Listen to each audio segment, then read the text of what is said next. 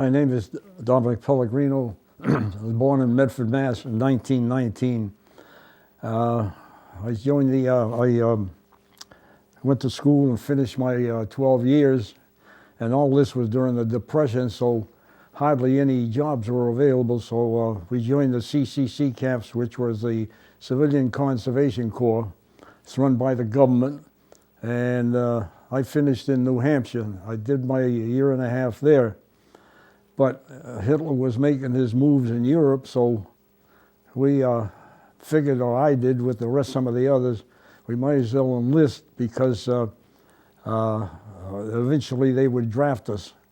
So in 1940, in September, I enlisted with the Army Air Corps. And 4 months later, I was in the Philippines. But to get my basic training, like the 16 weeks, I didn't, because I enlisted directly for overseas. But the ended up in Manila, south of Manila, which was Nichols Field. I was there about 10 months, and on December 1st, 1941, General MacArthur put out the word, no more furloughs or anything. You stay there at your barracks, everybody's restricted. So now this was on the 1st, so we dug trenches all the way around the barracks. We did, and then we set up machine gun pits on the perimeter of the field. So we knew something was happening. But we got the word about December 7th, Pearl Harbor, so then we were on the alert. Now I was still Army Air Corps, supposed to be a mechanic, but 2 weeks after the beginning of the war, at December 7th, 8th, we had no planes available. They were all destroyed on the ground or some with combat in the air. Then MacArthur decided, the bunch of us there had nothing to do, so he gave us a rifle, a field pack, and a helmet. Now this was all World War I material, so now I was in the infantry. So then they transferred us across the bay to Bataan at the southern part. In the meantime, the Japanese had made 3 landings on the north, the south, and on the east.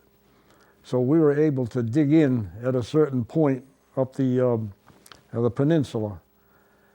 Then, when everything was consolidated, the Japs kept trying to beat us, trying to get past us, and we repulsed them every time. And it got to the point there that they were losing men as fast, I'll put it that way. And, well, then there was a stalemate. Now, this was January, and this is what hurts us, and the bunch of us. President Roosevelt said, "Hold on, fellas, we're coming to help you with hundreds of tanks and thousands of planes." Well, we know we were outnumbered, so thank God, that was a great morale builder. Well, evidently it didn't show up because then he made another statement in this country, and he stated that we must save Great Britain and Australia. Well, well, we knew we were doomed right from that there. So as far as we did the best we could, but MacArthur, they cut our rations in half. Now on the front line as combat, we were very weak after a while because you still needed food, and the Japs were still trying to get past us, but we repulsed them every time. Then there was a lull, but what we were doing as far as food, he even cut us more. Anything that moved, we ate, and that meant monkeys, pythons, horses, mules, if we could get them. Then the order came out from MacArthur there in March.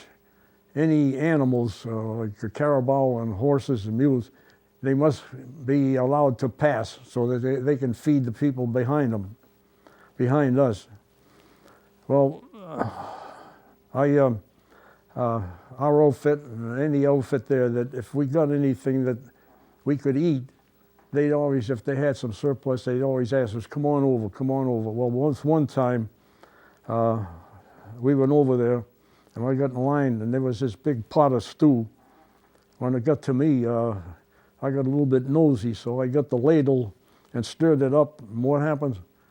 The paw of a monkey was in the stew, so that was monkey stew. And the next time we had anything, the outfit, they caught a 16-foot python, and we devoured that in a stew. Then there was a lull. MacArthur was ordered to go to Australia.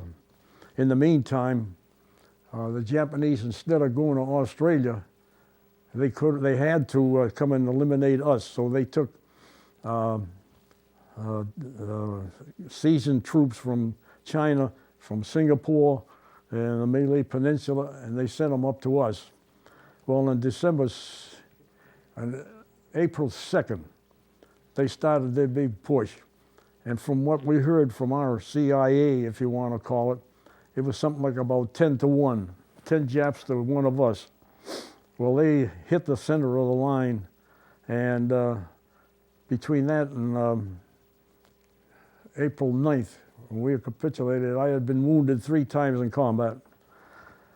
Well, I got to the hospital, and finally, on April 9th, and that's when General King ordered a surrender. So I'm in line, and the medic there gave me the shot, and he looked at my face. It was so burned. He said, "I'm going to send you to Corregidor. So step over there." So I did step over there. 2 hours later, the Japs came into the hospital. If you were in the bed, they wouldn't bother you, but if you were on your feet, out. So out we went. I was on that, that's when we started our march from Marvelis right up to Camp O'Donnell. I was on where I was at, I was on almost at the end of the column. So I really saw a lot. But what I saw, you have to, the experience and the sights that I saw, a lot of us, just think of 3 words: atrocities, brutality, and murder. So we were on the march, and there were so many sick guys dropping on the road, and as soon as they fell, the Jap guys were over there bayoneting them or shooting them. And if you was going along and you tripped over and you fell, if you didn't get up fast enough, you'd get the bayonet or the rifle. And one of the first things that struck me is I looked to the right, and there was a small river, a stream rather, and right there was a body of an American soldier.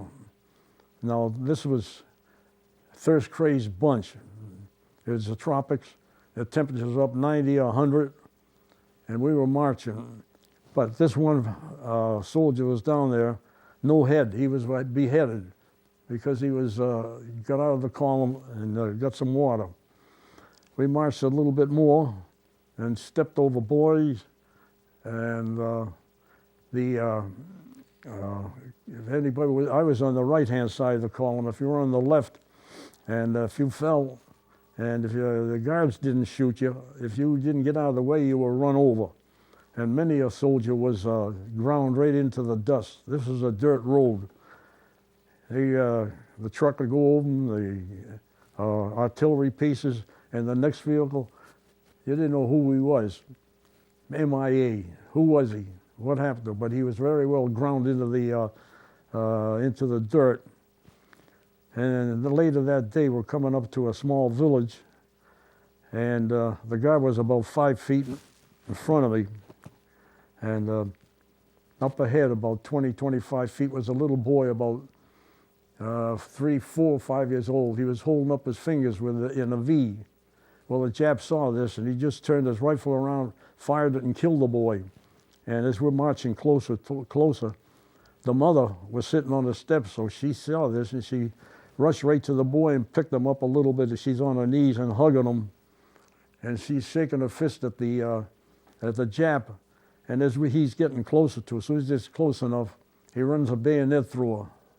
Oh, what was that? Murder, brutality, atrocity. Now, as time went on, I'll keep going up. Like I say, there were dead bodies on the road. You don't know who they were. Of course, there were Filipinos there too, a Philippine army. And the second night, we bedded down right on the road. We were in a pretty, into the outskirts of a fairly large city. And the next morning, they roused us up and we're on the march again. But on getting to this big intersection where the two roads, the east and west, north and south, meet. And on the left there, in one corner, was a huge church with a courtyard, a walled-in courtyard. Well, I'm marching by there, and I look, and in that courtyard, there's all dead Americans and Filipinos. I found out later that at that intersection, instead of leaving the men there, they took all those that were at the intersection and put them in this courtyard so they wouldn't disturb any of the convoys, Jap convoys. So evidently a couple of guys escaped during the night, and so the next morning the Japs went in there with a couple of machine guns and killed them all. Now I only could see about 10 or 15 bodies, but there was a lot of them lined up against the wall that I didn't count. So I kept marching. We finally, well, let's see, we finally got the other side, and on the Carabao wallow, that's where the Carabaos used to wallow around in some dirt, in some dirty water. There were 3 American soldiers there, dead. They had jumped the column and went over there to try to get a drink, and the Japs went right behind them and shot them, or bayoneted them, I don't know which. There was a lot of that going on. And we finally, after the 5th day, we finally got to the first stop. And the place wasn't big enough, so they put us on the trains. Now, these trains, they put us in box cars. Now, these box cars had no ventilation. So they not only crammed us in, they jammed us in, and we're up like this. And if anybody had to defecate or relieve himself, you didn't know. All you got was the smell. Now, with the temperature around 100 and no ventilation, and we were so crowded. Now, you know yourself when you're in a vehicle and it starts up and you move a little bit. When that thing started up, we went with it. It was so tight. When we finally got to the first destination, and the Japs opened up the door, and two bodies fell out dead. They had suffocated. And when we finished emptying the boxcar, there was another one that was in there that was dead. He suffocated. So we marched a short distance of what was called Camp O'Donnell. That's where we, another time where we didn't have enough space. And they were dying there by this time, about 20, 30, 40 a day, start off with. And before it was over, they had burned. They didn't have anybody was well enough to keep digging fast enough. So they piled the bodies up through gas on and burned them, MIAs. Okay. So they, we finally went to the main camp, marched a few miles, 10 miles to the main camp, Cabana de Juan. And this was able to hold on. Now this camp was for the Filipinos, recruiting place there where they stayed there and trained. And it was out in the middle of nowhere, you might say. The nearest tree must have been about a mile away. It was all empty space. So they piled us in there, and we grabbed whatever we could as far as bunking. No cots, it was just a platform, and you just laid down on that. Now the first thing that, well, what you want to call atrocity, right in the north corner of this camp, we were rousted out, maybe about 400 or 500 of us, and there were 5 Americans beside their graves, and they were standing by the edge. And when we settled down, the Jap officer said, these men didn't do anything. Now, he's speaking in perfect English because he was trained at UCLA in the 30s, so he knew the language. He said, these men did nothing. Now, what was going to happen to them, it'll happen to you if you try to escape. So he pulls out a saber, brings it down, and the volleys were right at these guys, the firing squad let go. Well, 4 of them fell right into the hole. The other one was still alive, but he didn't fall in. So the Jap officer went over, pulled his pistol out, and shot him in the head, and then pushed him in with his foot. And that was just because as a good example. When we really got settled, then we were having a lot of losses from dysentery and malaria. Now this was starting to go rampant. No medicine. The Japs kept everything that they captured. So it started off. I was on the first burial detail. We used to dig graves 12 foot long, 5 foot deep, and 6 foot wide. And when they bring the bodies, they'd hand them down to us, and we'd set them in there and bury them. But then it got to where we were having 40, 50 a day, 60 a day. So instead of individual graves, they kept digging one trench. And so what they did was, instead of hand them down, they just walked by, tilt the stretcher and drop the bodies in there. And then there were the dysentery was coming again worse, and we were getting a higher death rate. Japs didn't do anything about it. And as far as feeding us, what they gave us in the morning, you could put in a coffee cup, and that was what we call lugao. And then for the afternoon, just a little bit of rice and maybe some vegetable. But that's what our consisted of all that time we were there. Now, the clothing was starting to rot off us, and everybody was losing their pant legs at different lengths, some way halfway down, some by the knee. They just rotted right off them. And anybody that died, we'd strip the bodies and lay them out in the sun so that they can, they lay them out there. And then, like I say, we'd strip the clothing for someone that needed it.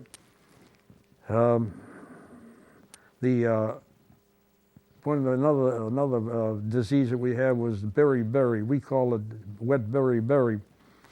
The bodies used to bloat and get so bad, and the bellies used to pop out, and the faces were so bloated that the guys couldn't even see. So what they do to help them, lay them on their side, and the medics cut a hole with a scalpel, drain them out that way, but they never lived long. And then they had the other wet beriberi. As these people, it affected the feet, the toes. It was so painful. Many a time, all you see is these guys walking back and forth, back and forth. They wouldn't even stop to eat. Lots of times, they just, because of lack of food, they just fell down and died right there. And the other diseases, pellagra, well, anyway, lack of vitamins. And then we had these people that, the lack of vitamin C, I guess, right at the corner of their mouth, it was cracking, and it was hard for them to even swallow what they did get. But look at yourself in the mirror sometime, look at your mirror, stick it out, and you see a lot of the ridges. Well, some guys had scabs on there. They couldn't even swallow. They died starvation. If the biggest, well, I should say that the worst was the malaria. If you got malaria, fine, but if it went into the cerebral malaria, 99% of those that had it died. I was one of the 1% that didn't, and maybe I'm ornery, I don't know. But when it was time to go to being shipped to Japan, July of 44, they trucked us down to Manila and put us on a steamer. There again, going down in the hole, cramming us in. Now you have to remember, this is a tropical country, and the heat was very, very excessive, and people were as they get in there, crowding, and if they fainted or anything, we lift them up up here, and we shift them that way and get them out, get some air, but the Japs would push them right down again. So we stayed there about 3 days like that, and we had a lot of fellas that still had dysentery, and if you had to defecate or urinate, you couldn't go to any place. You did it right there, wherever you were at. And the stench was terrible. And they had the hatch covers on us, except for one, to let a little bit of air come up. Well, we finally moved, and we got in a convoy, and up around the other side of Formosa, which is now Taiwan, in the Japan Sea, we were attacked by American submarines. Now, there in front of us was a transport with 900 POWs on it, and behind us was one with 600 POWs. And one of the guys in our group that was up on the deck at the time of that they were there, he watched this, and there was a torpedo coming for us, but it just barely missed us. But the other two ships were sunk. So there's 1,600 more ex-POWs dead at the bottom of the ocean. And you can imagine, use your imagination, when that explosion happened there, the torpedo hit it, and that water was rushing in there, and those poor souls trying to escape couldn't do it, so they hit the bottom of the ocean. That's where they are now. So we finally got to Japan, a place called Moji. They took us to Fukuoka. They split us up, and I ended up in Fukuoka number 3. And we worked the steel mill. My feet are so flat because where I was at, we had to load up the buckets for the ovens. And if you lift up a shovel full of iron ore, and you have no shoe support, no foot at all. So we were, many of us lost our arches, and we were flat-footed. Why we didn't have any shoes? They didn't have our sizes. So we had, most of us had rags wrapped up in a little bit of burlap. That was for summer and winter. When the snow was there, or the muck, the cold weather, that's what we had for on our feet. And evidently, what was nice, I guess, that the guys that had a size 6 foot, they were lucky. They were able to have shoes. Where I was at, like I say, fortunately, 2 of the fellows were from Pennsylvania, and they knew the workings of these steel mills. So as we were shoveling iron ore, and the Jap told us so many shovelfuls of magnesium, and some more this and some was that. Well, these guys under their breath, of course they never called me Nick, they said, hey Wop, do this, do that, and we did. And if we got caught, it was a firing squad. But what had happened when that stuff went in there, 2 out of 3 of those huge ingots was good. The other 2, if you hit it with a hammer, they'd have exploded. But we were never caught, so fortunately, we were able to do a little more sabotage. How we helped the United States, fine. Well, anyway, VJ Day came, and I'm down to 80 pounds from 165. And we waited and waited, and finally the B-29 came over and dropped food down on us, and that helped quite a bit. And we put on a few pounds. Now there's a comparison, a double standard. Over in Europe, those fellows that were POWs, when they were liberated, within 3 or 4 weeks, or 2 or 3 weeks, they were back in the States. What happened to us, when they came after us, it was September 11th, a month later, from VJ Day. They took us to the Philippines and put us in a rebel depot there for a while. They gave us anything we wanted for food, and letters, paperwork to write home. But we wondered why we're not, why aren't we getting ready to go home? Well, all right then, that was Manila. and Fort Devens is 15, 20,000 miles away. Well, finally on, October, early October, they finally put us on a ship, and we made San Francisco, and the orders were, not tell us, they ordered us, do not talk to anyone. And we couldn't anyway. We had so many MPs hanging around us to make sure we didn't. Now this was from Harry Truman. Now he had a different idea than revenge. So now when we, I'll have to go back a little bit to VJ Day on when we were liberated. We went through a process of giving our experience of what happened. The one that interviewed me asked me, he says,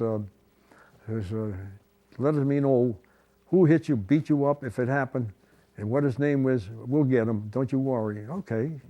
So I started telling him, he started writing. After I'm sounding off, he isn't writing anymore, he's just looking at me. He can't believe what I was saying. Now, I don't know if he had all that stuff down, but anyway, all that material that we gave, we thought was going to be back in the States and distributed and let the people know what the Japs were like. No. All that went into the National Archives, classified, and it stayed there till 1950. Anyway, we finally got to from Manila to Fort Devens. We ended there about the second week of November. That was quite a wait compared to the 3 weeks or 4 weeks of the people in Europe. Well, the medics took good care of us, and we put on a little weight, and whatever ills we had, we started to recuperate. Not much, but we started to recuperate. And I was back up to my 165 pounds after about a year. Well, they discharged us, and it was still kind of rough. Our friend Joe Stalin was making his move. So the recruiters there, why don't you stay in there now? I'll tell you what we can do for you. Instead of doing 30 years, you can do 20 years and get your pay for life, for 50% of your pay, for life, and they emphasize for life, plus free medical care. That's all yours. Hey, you couldn't refuse that, so many of us POWs enlisted. Well, we got our 20 years in, 22 years, some went later. And I'm getting my pension, $151 a month, until 2 years after I started doubling up. I had problems. VA took care of me, and they gave me a 20% disability. So my next paycheck was minus $23, and I wrote to the finance, what happened? I'm shy $23. And they told us, oh, well, that's double compensation. It's not, you're gonna lose it if you get money from the VA, you know, that's compensation from the VA. Oh boy, what, you know, you think back, yours for the rest of your life. Well, by 83, 84, I was 100%, and I didn't get any paycheck from the Air Force at all. So now at this point now, since then, we've been fighting for it, and we always get rebuked. Now the next thing that irritated us, and that's what it was, I can say, Eisenhower. The Japs come over this country to sign the formal surrender, and the Japs wouldn't sign it. But behind Eisenhower were all the allies, you know, allied representatives. So Eisenhower removed that word reparations, and the Japs, that's what was holding it up, reparations. So now, what's happening, a few of us that are left, maybe about 500 out of the 28,000 that started out, we're still trying to get compensation from slave labor. Now the government is, you know, they are pushing it with the Germans to pay the slave laborers. Why not us? No, they wouldn't do it. The United States still fights us on it. You can't have it. Now in 80, 90, 95, 96, Canada started. They gave their POWs, from this area, $20,000. Then Australia followed suit. They gave theirs 20,000. New Zealand gave them 35,000. Britain gave them 10,000. France and Holland are right now in the process of giving them their something. I haven't heard any figure. The United States, nothing, not a thing.